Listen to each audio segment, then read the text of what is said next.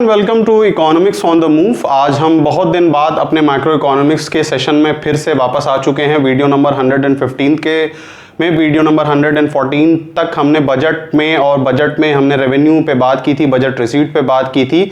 आज हम थोड़ा सा बात करने वाले हैं बजट एक्सपेंडिचर में और देखेंगे कि बजट एक्सपेंडिचर क्या होता है। आप में से जितने लोगों ने इकोनॉमिक्स ऑन द मूव को सब्सक्राइब ना किया हो तो मेरी रिक्वेस्ट है कि आप प्लीज़ हमें सब्सक्राइब करिए और साथ ही साथ सोशल मीडिया प्लेटफॉर्म पे भी फॉलो करिए। तो चलिए स्टार्ट करते हैं और देखते हैं कि बजट एक्सपेंडिचर क्या है।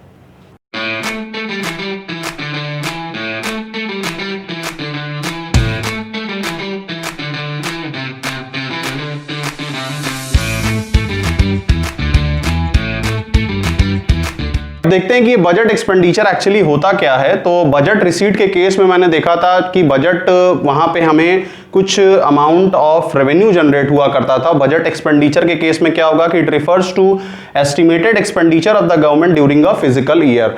यानी यहां पे ये बात हो रहा है कि सरकार के एक्सपेंडिचर यानी सरकार के खर्चों की बात हो रही है ड्यूरिंग अ फिजिकल ईयर। एक साल के अंदर में सरकार के पास कितना खर्चा होने वाला है और किस किस वजहों से क्या क्या जगहों पे खर्चा करने वाली है सरकार।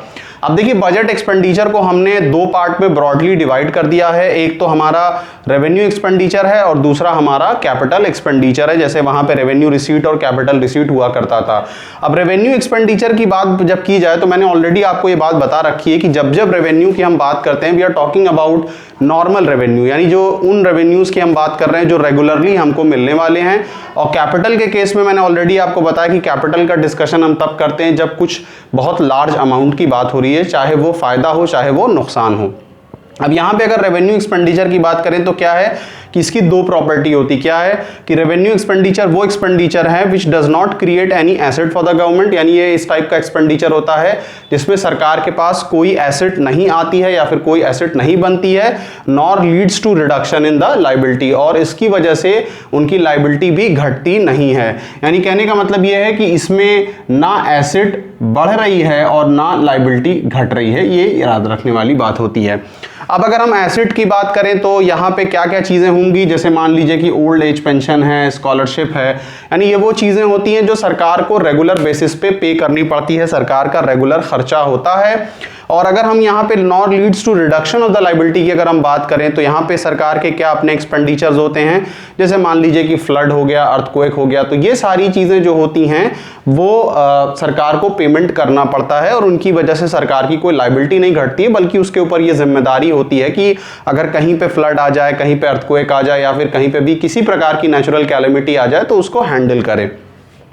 अब इसमें इंपॉर्टेंट आइटम्स की अगर हम बात करें तो इंपॉर्टेंट आइटम्स में क्या क्या है, जैसे सरकार के रेवेन्यू एक्सपेंडिचर्स यहाँ पे क्या क्या हो जाते हैं। इंटरेस्ट पेमेंट, सरकार को इंटरेस्ट पेमेंट करना पड़ता है अगर उसने मार्केट से कुछ पैसा उठाया है।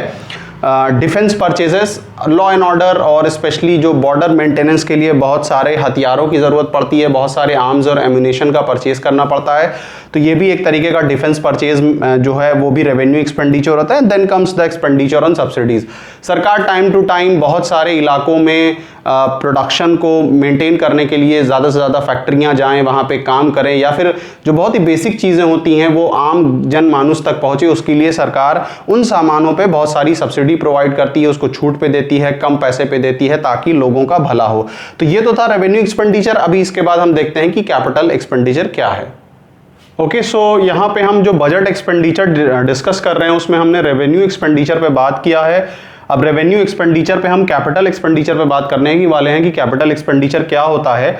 तो इसकी अपनी दो प्रॉपर्टी होती है। पहली प्रॉपर्टी क्या है कि it create an asset for the government, यानी जहां पे भी सरकार कैपिटल एक्सपेंडिचर करती है, बहुत बड़ी मात्रा में कुछ एक्सपेंडिचर कर रही है, वहां पे सरकार के एक तरफ तो एसेट जनरेट करती है। एसेट जनरेट करने का मतलब है कि equity purchase by government. Example के तौर पे हमने लिया कि सरकार ने किसी कंपनी का बहुत सारा कैपिटल परचेज कर लिया या फिर कोई बहुत बड़ा इन्वेस्टमेंट वगैरह कर दिया, और it causes reduction in the liability. और उसके साथ ही साथ क्या होता है, दूसरी कैरेक्टरिस्टिक क्या है कि जहां पे सरकार कैपिटल एक्सपेंडिचर करती है वहां पे लाइबिलिटी में रिडक्शन आता है। यानी यहां पे क्या होता है, यहाँ पे एक तरफ तो आपकी एसेट बढ़ रही है और दूसरी तरफ आपकी लाइबिलिटी फॉल होती है, जो कि पॉजिटिव बात है।